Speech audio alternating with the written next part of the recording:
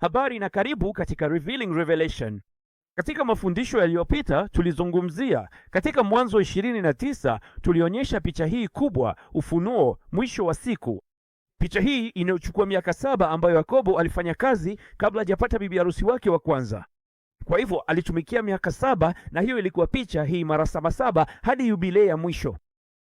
Ilikuwa picha ya miaka 7 ya tatu ya mwisho. Kwa hivyo kulikuwa na 4, na hiyo ingekuwa ya 5 ya miaka 7, naye akatumikia kwa miaka hiyo 7, kisha akapata bibi harusi wake. Kisha akatumikia miaka mingine 7 ambayo ilikuwa picha ya kinabii ya miaka 7 ya mihuri, na hiyo inawakilisha ya pili ya mwisho au ya 6 ya 7 za miaka 7, hesabu ya yubile. Na kisha ikasema alifanya kazi miaka mingine 6 kwa ajili ya mifugo, kisha akafanya agano na baba mkwe wake. Tunaona hili likithibitishwa kwetu katika Mwanzo 31. Hadithi hii inaanza bila shaka katika Mwanzo 29, lakini tunaona hapa kwamba inasema alitumikia miaka 20 kwa ajili ya baba mkwe wake, 14 kwa ajili ya binti zake wawili, na 6 kwa ajili ya mifugo. Na kisha nini? Alifanya agano na baba mkwe wake baada ya miaka hiyo 20. Miaka hii 14 sina miaka 14 tunayozungumzia hapa katika huduma hii, kwa sababu miaka hii 14 ya kwanza, ile 7 ya kwanza, ndio ile 7 inayokuja kabla ya bibi harusi wa kabla ya dhiki. Kama Yakobo alifanya kazi kwa miaka 7, hakumpata yeyote katika miaka hiyo 7, lakini baada ya miaka 7 ya kwanza ndipo akampata Lea, ingawa alikuwa akimtarajia Raheli. Lea ni mfano wa bibi harusi wa kabla ya dhiki baada ya miaka hiyo 7 ya kwanza. Kisha nini kinatokea? Kuna miaka 7 iliyobaki ambayo ilimbidi aitumikie kwa ajili ya Raheli, na kisha akakaa miaka mingine 6 kwa ajili ya mifugo. Kwa hivyo una picha miaka 6 ya mihuri, na kisha ya miaka 7 ya mihuri, na kisha miaka 6 ya tarumbeta kabla ya agano analofanya na baba mkwe wake. Basi hebu tuone kama kuna kitu katika unabii huu kinachothibitisha kuwa ni miaka 13 na kisha mwaka wa 14 wa mwisho ambapo agano linafanyika. Sawa, angalia kinachotokea ukienda kwenye hotuba hizo na uangalie kupitia Luka, Marko na Mathayo. Kwa hivyo katika Luka sura 21, Marko 13 na Mathayo sura 24, ambayo pia inaingia katika 25, lakini nitakuonyesha hili. Unaona, katika hotuba ya Luka hakuna kutajwa kwa siku na saa ambayo hakuna mtu anaijua. Hakuna kutajwa kwa kuwa kama siku za Nuhu. Kwa nini? Kwa sababu hotuba ya Luka inawakilisha kipindi cha kabla ya dhiki, kuanzia mstari wa 36 na sehemu inayoitwa hapo juu. Kuna siku 50 kabla ya miaka 7 ya mihuri na miaka 7 ya tarumbeta. Unapoenda kwenye hotuba ya Marko mwishoni mwake sura ya 13, unaona, lakini kuhusu siku hiyo na saa hiyo hakuna mtu aijuaye. Kwa nini? Kwa sababu baada ya miaka 6 Bwana atakuja na mlima Sayuni wa mbinguni katika siku la saa ambayo hakuna mtu anayeijua, ambayo itakuwa wakati wa sikukuu ya tarumbeta. Sawa? Na nini kinatokea katika mwaka wa 7 wa mihuri? Unamuona akija mwishoni mwa mwaka wa 6 wa mihuri, sivyo? Wakati kila mtu anapata hofu katika Ufunuo sura ya 6 kwa sababu wanamuona akija, na ni wakati wa ghadhabu ya mwanakondoo. Unaona, huu ndio ujio wake wakati huo, na katika mwaka wa 7 wa mihuri ndipo kuna umati mkubwa katikati ya dhiki. Kisha una miaka 7 ya hukumu za tarumbeta, na huoni chochote katika Luka anapokuja mwishoni mwa mihuri kwa ajili ya umati mkubwa katikati ya dhiki. Hakuna kutajwa kwa siku za Nuhu. Tunapofika Mathayo sura 24 inasema, lakini ya siku ile na saa ile hakuna mtu aijuaye, sivyo? Na kisha inaendelea kusema, kama ilivyokuwa siku za Nuhu, ndivyo itakavyokuwa kuja kwake Mwana wa Adamu. Kuja huku, kurudi kwa Bwana kihalisi, miguu ikigusa mlima wa Mizeituni. Kwa hivyo, kwa nini Mathayo anazungumzia siku za Nuhu? Naam, tumeshafanya mafundisho kuhusu hili, sivyo? Ni kwa sababu kuja huku kwa Bwana, huku ndiko anapokuja na miguu yake kugusa mlima wa Mizeituni kama umeme kutoka mwisho mmoja hadi mwingine. Ili hutokea lini? Mwanzoni mwa mwaka wa 7 wa tarumbeta, ambao ungekuwa lini? Baada ya miaka 7 ya mihuri na miaka 6 ya tarumbeta. Unaona hilo? Miaka 13 itakuwa imepita, kama vile hadithi ya Yakobo baada ya ile miaka 7 ya kwanza. Itakuwa miaka 13, kisha Bwana larudi miguu ikigusa mlima wa Mizeituni, na itakuwa kama nini? Kama ilivyokuwa katika siku za Nuhu. Kumbuka mafundisho haya tuliyofanya kuhusu hili. Kwa nini hili liko hapa katika Mathayo? Kwa sababu hii inawakilisha mwaka wa 14 wa mwisho ambao utakuwa kama siku za Nuhu, ambazo ni mwaka mmoja na siku 10 katika hadithi ya Nuhu, ambayo ndiyo hasa hadithi ya kile kinachotokea katika mwaka wa 49 kisha Yubile. Mwaka wa 49, ule mwaka wa mwisho wa 7 mara 7, ambao ndio mwaka wa 14 wa dhiki, utakuwa na urefu wa mwaka mmoja na siku 10 za ziada, kwa sababu siku ya upatanisho ndio wakati wanapopiga baragumu ya Yubile. Unaona, kwa sababu mwaka huu wa mwisho utakapokwisha, huu mwaka wa 14 wa mwisho wa dhiki itakuwa ni Yubile. Unaona hivyo? Kwa hivyo unaona nini hata katika mafundisho hayo? Miaka 6, miaka 7, kisha miaka 6, na Bwana akirejea kwa miguu yake kwenye mlima wa Mizeituni. Anafanya nini anaporejea kwa miguu yake kwenye mlima wa Mizeituni? Naam, katika Mwanzo ilisema baada ya ile 20 au baada ya ile ya kinabii mwishoni, baada ya ile 13 kutakuwa na agano. Sawa? Atafanya au atathibitisha agano. Naam, tukienda kwenye kitabu cha Zekaria sura ya 14, angalia jinsi hii ilivyo ya ajabu. Tumekufanyia mafundisho kuhusu hili pia, yanayoitwa ufunuo wa kinabii wa Zekaria, kwa sababu Zekaria na kitabu cha Hosea vyote ni vitabu viwili pekee katika maandiko yote vyenye sura 14. Sasa mimi sikuvitengeneza hivyo vitabu vyenye sura 14.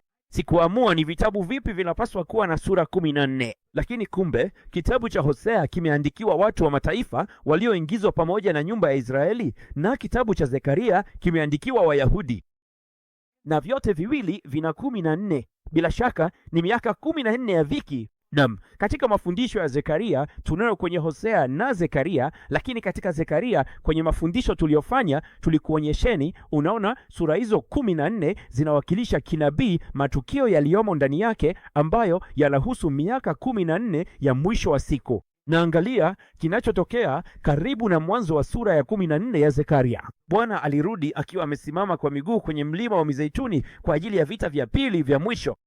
Vita vyake vya kwanza vilikuwa mwishoni mwa mihuri, vita vya pili mwishoni mwa tarumbeta. Sawa, katika mwaka huo wa 14 wa tarumbeta ambao utakuwa kama siku za Nuhu. Leni, mwanzoni mwa mwaka wa 14. Si jambo la kushangaza hilo? Hata iko kwenye ufunuo wa kinabii, kile tunachokiita sura kwa miaka, na tumekuwa tukifunua hili kwa miaka mingi sana. Sawa, acha nikuonyeshe nyingine ambayo tena, ikiwa hujaona hili tayari, fuzo la Danieli sura ya 9 katika ufunuo wa kinabii wa mwisho wa siku za miaka 14, vizuri ningekushauri uende kutazama mafundisho kuhusu Danieli 9. Kwa sababu kama vile Zekaria sura ya kwanza ilikuwa na miaka 70 inayofikia mwisho, Danieli sura ya 9 mstari wa 24 ni majuma 70. Naam, kanisa limekuambia unabii kwamba kila moja ya haya ni kama mara 7 au 49 au chochote kile, sivyo? Lakini mwishowe majuma haya pia yanawakilisha sikukuu ya majuma, sivyo? Shabua ambayo pia inamaanisha sikukuu ya majuma. Kwa hivyo sikukuu 70 za majuma ambayo ingemaanisha nini? Miaka 70. Na katika Zekaria sura ya kwanza, sura 14, sura ya kwanza, miaka 70. Unaona, sikukuu 70 za majuma zimeamriwa juu ya watu wako. Na angalia kinachotokea. Inasema mstari wa 25, basi ujue na kufahamu ya kuwa tangu kuwekwa amri ya kutengeneza na kujenga upya Yerusalemu hata kwa Masihi mkuu kutakuwa na majuma 7. Naam, ikiwa hii inawakilisha miaka 70 kama sikukuu 70 za majuma, basi unafikiri hii inawakilisha nini? Miaka 7, sikukuu 7 za majuma. Unaona hivyo? Na nini kitatokea? Inasema kwa amri ya kutengeneza na kujenga upya, ambayo inamaanisha Yerusalemu itaharibiwa wakati fulani, jambo ambalo ndilo hasa tunaloonyesha, na kutakuwa na amri ya kuijenga upya. Na tangu amri hiyo tunajua wakati wa mihuri, mji, mitaa na hekalu havitajengwa wakati wa miaka 7 ya mihuri. Sawa, msingi pekee ndio utajengwa. Ujenzi wa mji, mitaa na hekalu hautafanyika hadi nusu ya kwanza ya tarumbeta. Unaona hivyo? Kwa hivyo majuma haya 7 ni nini? Miaka 7. Sawa, si mara nyingi ya miaka, bali miaka halisi, sikukuu za majuma. Kwa hivyo una miaka 7 kama ile miaka 7 ya mihuri. Kisha inasemaje? Koma na ambayo inamaanisha kitu tofauti lakini cha kuongezea. Hii hapa inasema majuma 62. Sawa, majuma haya mawili ni nini? miaka miwili. Kwa hivyo basi, haya majuma 60 ni nini? Haya ni majuma halisi, yametenganishwa kwa sababu ni majuma halisi. Kwa hivyo hayo yatakuwa majuma 60 ambayo yatakuwa takriban mwaka mmoja na miezi miwili. Kwa hivyo ukiongeza hayo kwenye majuma mawili unapata nini? Unapata miaka mitatu na takriban miezi miwili. Kwa hivyo ili kurahisisha, mimi husema kwa ujumla takriban 7 na 3 na nusu. Sawa, ni takriban miaka mitatu na miezi miwili. Kwa hivyo una takriban miaka 10 na nusu. Kwa hivyo ujenzi upya unafanyika lini? Katika kipindi hiki cha miaka mitatu na ushee. Unaona, katika kipindi hiki cha miaka mitatu na ushee ndipo mji, mitaa na ukuta vitajengwa tena. Kwa hivyo unapata nini? 7 na takriban 3 na nusu, unapata takriban miaka 10 na nusu. Ni nini kinatokea mwishoni wa hiyo miaka takriban 10 na nusu? Kumbuka Masihi alikuwa hapa mwishoni mwa muhuri wa 6. Ulikuwa na umati mkubwa wa katikati ya dhiki, miji, mitaa na hekalu sasa vimejengwa upya, na Masihi akakatiliwa mali. Kwa nini? Kwa sababu katika hatua hii shimo linafunguliwa, na wakati shimo linafunguliwa kwenye tarumbeta ya 5, kwenye hukumu za katikati ya tarumbeta, sasa utaona nini? Mafuriko. Sasa atawafuata kwa mafuriko, na kutakuwa na vita vitakavyokuja, vitakavyotokea, na hali hiyo itaendelea hadi mwisho wa vita hivi. Naam, tena sitaki kufundisha kikamilifu kuhusu Danieli sura ya 9 yote tena, lakini na kuonyesha mwaka wa 13 hadi wa 14. Angalia kinachotokea. Kwa hivyo hapa kuna Zekaria sura ya 11 ambayo itakuwa nini? Katika mwaka wa 11. Kwa hivyo 10 kati ya 10 na 11 ikiwa imekamilika, sivyo? Hiyo ni kama miaka 10 na nusu. Angalia kinachotokea.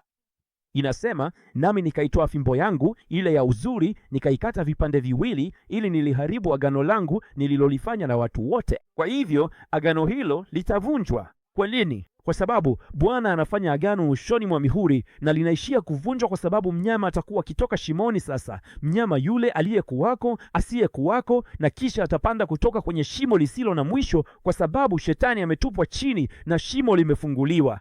Kwa hivyo tunaona nini? Sasa tunaona kukatwa luku. Huku kulikuwa na uvunjaji wa agano unaotokea katikati ya tarumbeta. Na nini kingine? Nini kinatokea baada ya hapo? Naam, inasema na kutakuwa na mafuriko, atawafuata. Angalia kinachotokea katika Ufunuo wa sura ya 12 mstari wa 14. Mwanamke akapewa mabawa mawili ya tai mkuu, ili aruke hata nyikani mahali pake, hapo alishwapo kwa wakati na nyikati na nusu wakati, mbali na uso wa yule nyoka, na yule nyoka akatoa katika kinywa chake maji kama mafuriko. Kwa hivyo hapa tuko katikati ya tarumbeta, wakati shetani anapotupwa chini, shimo linafunguliwa, na sasa anaenda kwa wakati koma na nyakati koma na nusu wakati. Hiyo inamaanisha 1 jumlisha 2 jumlisha nusu, kwa jumla ya miaka 3 na nusu. Unaona hivyo? Kwa hivyo tulikuwa tu katika nini? Katika mwaka wa 11 jumlisha miaka 3 na nusu, sivyo? Kwa hivyo 10 na nusu jumlisha 3 na nusu ni jumla ya miaka 14. Kwa hivyo hatarudi hadi miaka hiyo 14 iishe. Lakini angalia inachosema, na hata mwisho wa vita ukiwa umeamriwa. Sasa vita hivi vitadumu kwa muda gani? Unaona, shimo lisilo na mwisho linapofunguliwa na yeye akatoka humo, atapigana vita dhidi yao, sivyo? Mashahidi wawili, atapigana vita dhidi yao. Vita hivi vitadumu kwa muda gani ikiwa ni miaka 3 na nusu pekee? Hapo hapo vitadumu kwa nyakati na wakati, wakati, nyakati na nusu, kwa jumla ya miaka 2 na nusu pekee. Ndiyo maana unapofika hapa imekuwa jumla ya miaka 13. Na angalia kinachotokea.